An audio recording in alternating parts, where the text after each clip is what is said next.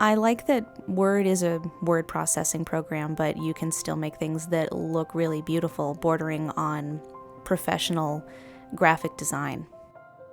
You can do so much more than just word processing.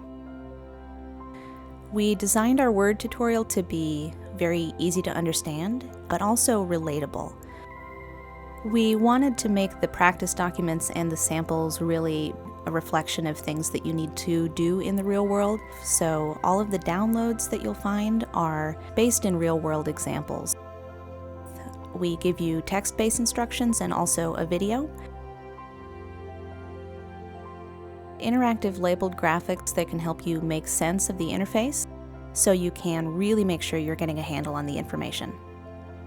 These are skills that you can start applying to your work right away. Whether it's for you or work or school, you can feel confident that you know how to do it. And once you learn how to use those tools, you can make really great looking documents that you can feel very proud of.